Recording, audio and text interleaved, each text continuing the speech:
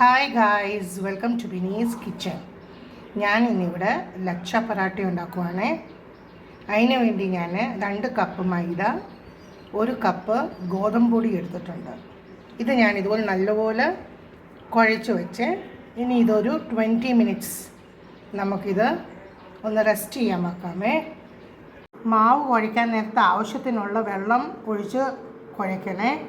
പിന്നെ അതിനകത്ത് ആവശ്യത്തിനുള്ള ഉപ്പ് നമ്മൾ ആഡ് ചെയ്യണം. ഞാൻ ഇതിനകത്ത് എണ്ണയൊന്നും ഒഴിച്ച് കുഴച്ചിട്ടില്ല, വെറും വെള്ളം മാത്രം യൂസ് ചെയ്തിട്ടുള്ളൂ. 20 മിനിറ്റ്സ് ആയിട്ടുണ്ട്. ഇതോടെ നമുക്ക് ചെറിയ ചെറിയ ബോൾസ് ആക്കി എടുക്കാമേ. ഇനി നമുക്ക് ഇതിനകത്ത് ഇതുപോലെ പരുത്തിയിട്ട് ഇതുപോലെ എണ്ണ തേച്ച് കൊടുക്കാമേ. അത് കഴിഞ്ഞ് അതിനകത്ത് നമുക്ക് ഇത്രയും ആട്ടയോടെ ഇടാം, ഇങ്ങനെ സ്പ്രെഡ് ചെയ്ത് വെക്കാം. എന്നിട്ട് ഇതുപോലെ നമുക്കൊന്ന് ഫോൾഡ് ചെയ്യാമേ. അത് കഴിഞ്ഞ് ഒരു പിച്ചാത്തി എടുത്ത് ഇതുപോലെ ഒന്ന് കട്ട് ചെയ്ത് വിടാം. ഇതുപോലെ കട്ട് ചെയ്യണേ.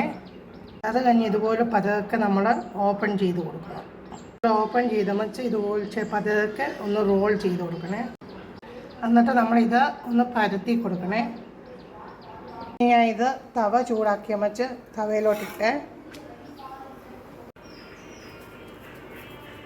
നമ്മുടെ ലക്ഷ പറാട്ട റെഡി ആയിട്ടുണ്ട്.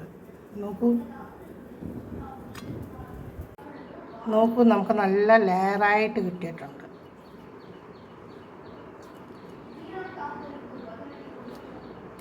നല്ല സോഫ്റ്റ് പറാട്ട.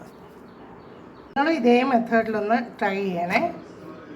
സോഫ്റ്റ് ലക്ഷ പറാട്ട.